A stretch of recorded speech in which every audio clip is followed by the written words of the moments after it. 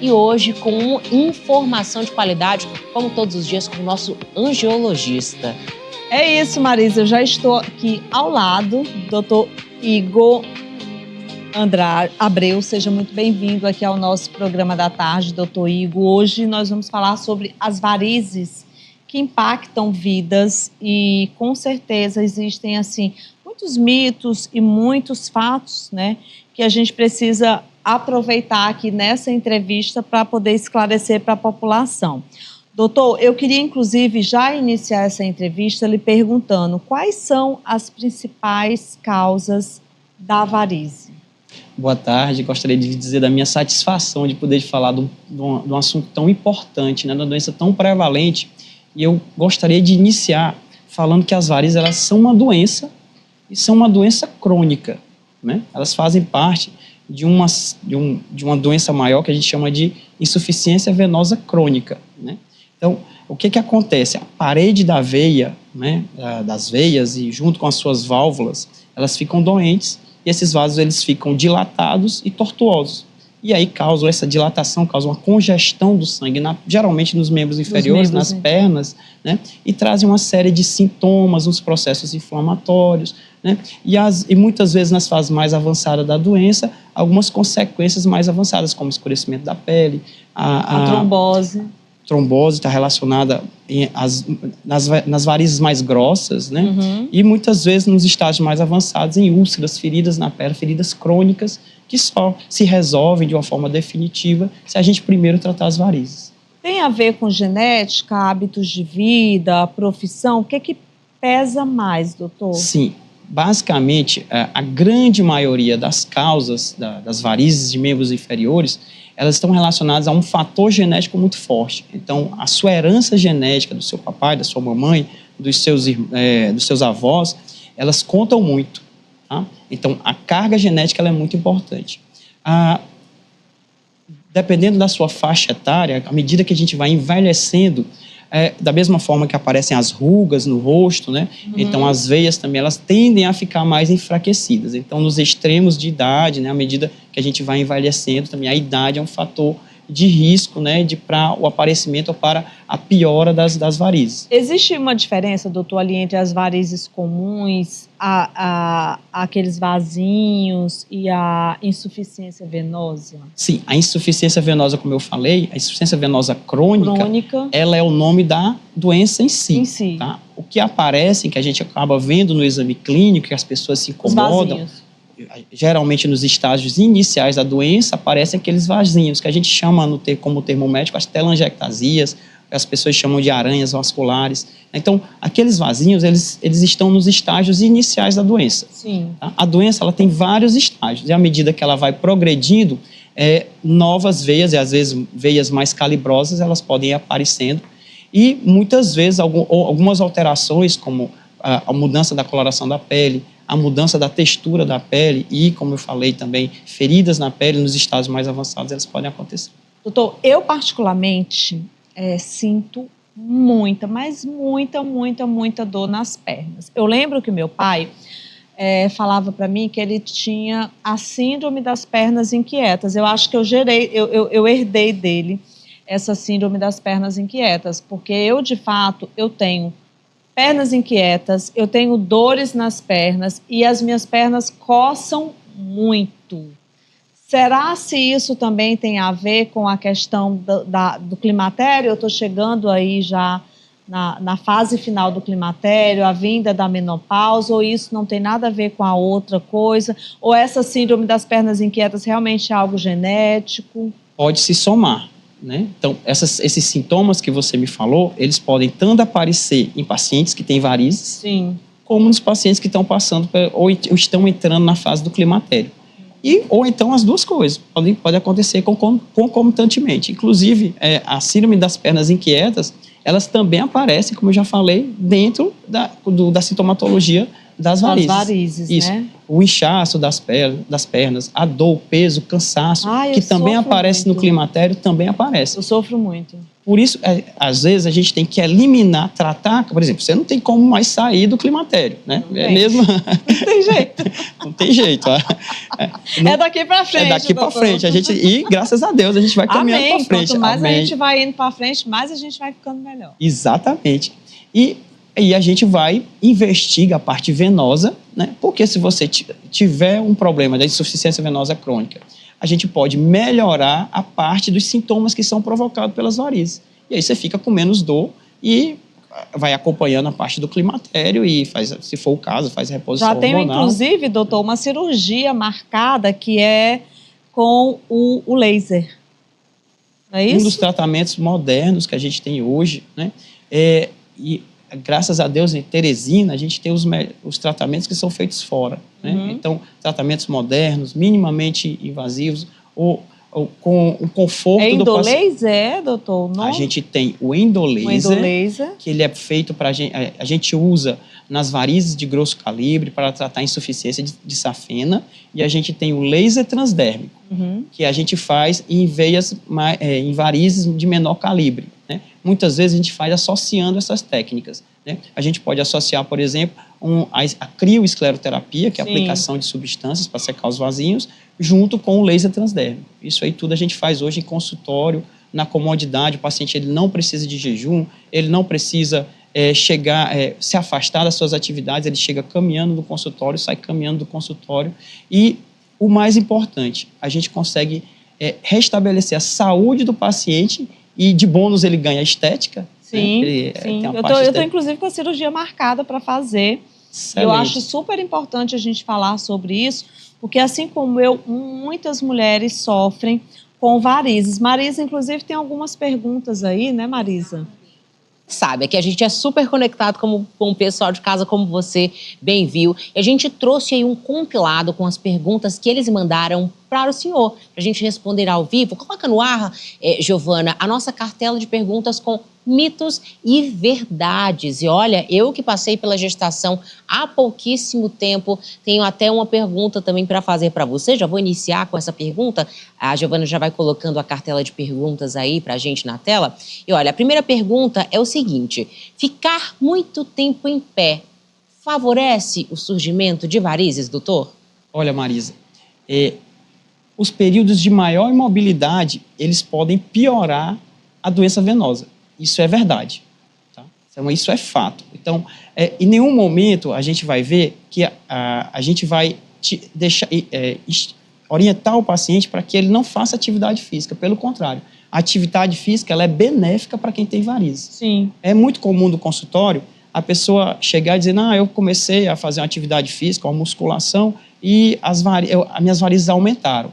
Muitas vezes o que acontece ali é porque quando você começa a fazer uma atividade... que estoura. Pois é. Eu já vi gente falando isso, vai estourar minhas varizes. Começa a fazer uma atividade física, então você acaba que você diminui o percentual de gordura ali na pele, e aí aquelas varizes que muitas vezes já estavam lá, elas acabam ficando mais aparentes. Né? Mas o fortalecimento da musculatura, principalmente da musculatura da perna, da panturrilha, a panturrilha, isso não é também um mito, isso é fato, a panturrilha ela funciona como uma bomba, né? Como um segundo coração. Então ela ajuda também nesse retorno venoso, porque os sintomas e os malefícios da doença venosa, eles se dão, como eu já disse, porque há um acúmulo do sangue. Né? Há um aumento da hipertensão sanguínea dentro da perna. E aí é super importante a gente também pontuar uma coisa. A gente falou, ficar muito tempo em pé faz com que aumente o surgimento das varizes e ficar muito tempo sentado, doutor? É igual, os momentos de imobilidade, ou muito tempo em pé, ou muito tempo sentado. O ideal é que você se movimente, se hidrate bastante. Entendi. Agora, assim, à noite, o nosso corpo ele relaxa, ele descansa e a gente passa muitas horas deitado. O que a gente tem que fazer assim que amanhece o dia? E quando a gente viaja, doutor, que inclusive a gente vê também muito a doença do viajante, né? Que é a trombose do viajante também. É importante usar aquelas meias. Pronto, então vou dividir, né? Então, a primeira pergunta relacionada a quando a gente vai dormir. Quando a gente vai dormir, geralmente as pernas estão ali no mesmo nível do coração. Sim. Então, Qual é a grande dificuldade do retorno sanguíneo? É a gravidade. Então, se você está ali de uma forma horizontal, o sangue ele vai voltar de uma forma mais eficiente para o coração. Então, há uma facilidade nesse retorno venoso. Então, a tendência é que aqueles sintomas relacionados às varizes, à noite, eles amenizem. Ah, entendi. Aí eles relaxam, né? Isso, há uma melhora, né? Então, de manhã cedo, geralmente os pacientes eles não têm muitos sintomas. Esses sintomas eles vão aparecendo ou piorando à medida que o dia vai passando. O paciente fica mais tempo em ortostase, né, em pé, e aí acaba que o sangue vai acumulando mais nas pernas. Então, o ideal, por exemplo, para essas pessoas que sofrem com varize é fazer atividade física logo que começa o dia? No início do dia, ou só recomenda... O ideal é fazer atividade física, em qualquer horário que seja. Se é melhor para a pessoa fazer de manhã ou à noite. Porque às vezes, doutor, quem tem problema de varizes, eu tenho, e eu sinto muitas dores, você pegar uma carga à noite ali de musculação, eu acho que você já vai indo tão mais cansada do dia a dia, que eu, particularmente, eu prefiro fazer meus treinos logo cedo, quando eu acordo, que é para poder jogar toda a minha energia, porque não é fácil treinar, pegar peso, né, Marisa? É difícil, dói. Olha, eu vou lhe contar uma coisa. Vou aproveitar que você é médico para lhe dizer que a gente se esforça para ter saúde, porque, meu Deus, Carla. Não é fácil, não. Gente, não é fácil, não. Inclusive, vamos para a nossa segunda perguntinha? Bora. Vamos na nossa segunda perguntinha dos nossos telespectadores. Também, doutor, com relação agora a entender um pouco mais sobre essa questão de cruzar as pernas. Isso causa varizes? A gente fica aqui no programa, fica bastante, né, Carla, com as pernas cruzadinhas. Eu vivo aqui com as perninhas Dá algum cruzadas, problema? ó. Conta. A princípio, não. Né? Então, você não fica com as pernas cruzadas aí, sei lá, o tempo todo, né? Então, e ali momentaneamente, né? Você está ali num momento, isso não vai causar varizes. Não vai ser a causa principal. O que a gente precisa entender é que você tem que ter uma predisposição genética, na maioria das vezes, para poder ter varizes. Né? Então, se você já tem como atividade física, mas, às vezes aquele atleta que faz alguns tipos de exercícios que eles exigem muito do músculo, né? Até ele pode, em algum momento, né, ter esse tipo de varizes, mas ele precisa ter a predisposição. Ele precisa ter predisposição. Então, você precisa ter uma predisposição genética para poder ter varizes. Quem tem varizes pode ter trombose ou... As varizes de grosso calibre, porque são os fatores de risco de trombose, né? Ou o sangue ele passa mais lentificado dentro de uma veia, né? Ou você tem um fator dentro do sangue que ele é mais trombogênico, né?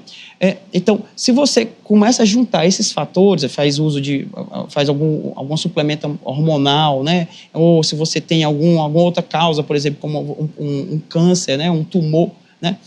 Esses fatores eles podem ir se somando e aí o paciente ele pode desenvolver um quadro que a gente chama de trombose venosa profunda. A trombose é um coágulo que se forma dentro da veia. Tá?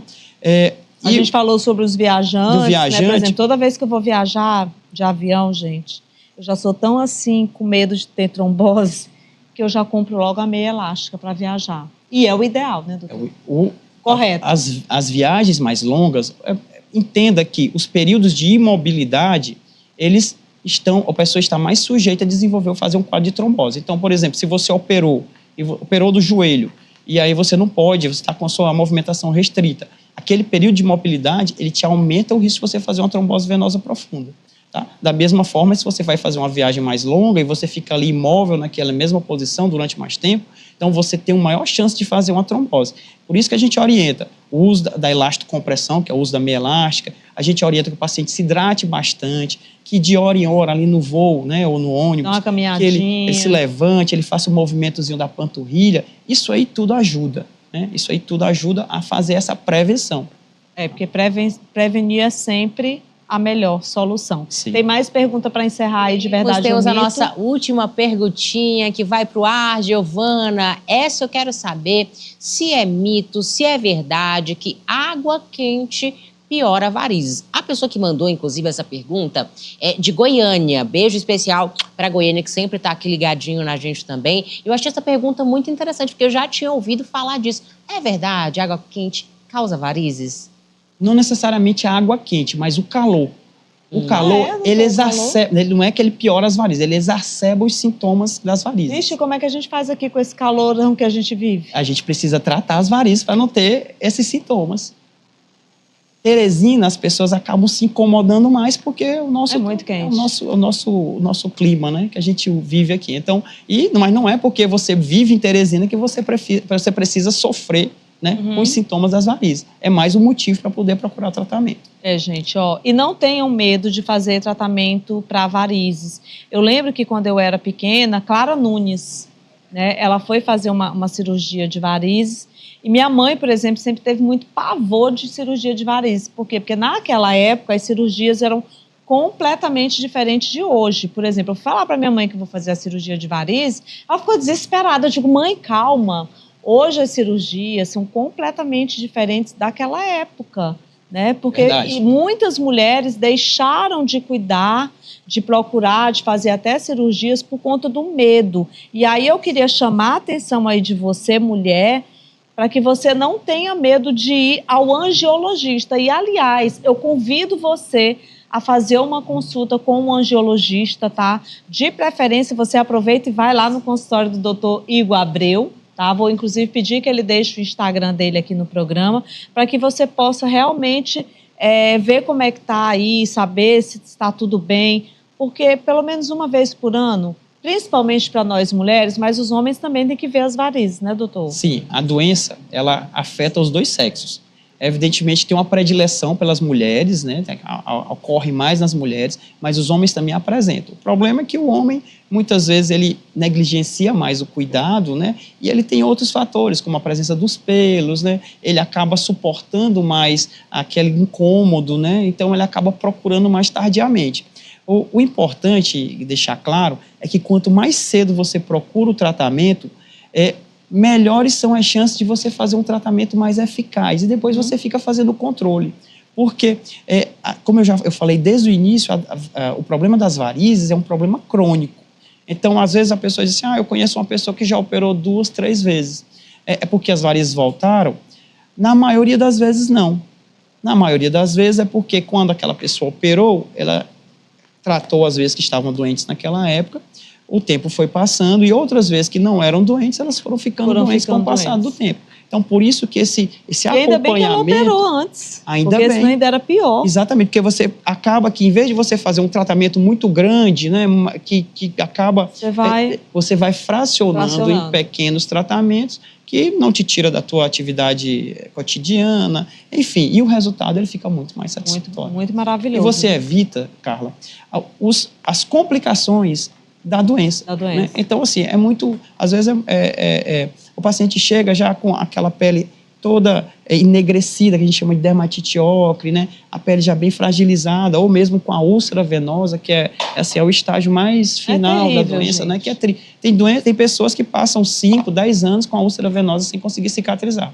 Tem que cuidar, tá certo? Não deixe de citar. Seu Instagram é, doutor? É Igor Vascular, H-I-G-O Vascular. H-I-G-O, tá? O Igor dele é diferente, H-I-G-O Vascular. E isso que você falou do tratamento, da cirurgia de varizes, antigamente é a mais pura realidade. Antigamente era uma cirurgia com uma comorbidade muito grande. Né? Então eram com cortes grandes, a pessoa ficava às vezes 30 dias. Hoje não, você vai para casa logo em seguida. Hoje você entra caminhando, sai caminhando do consultório, né? E o melhor, né?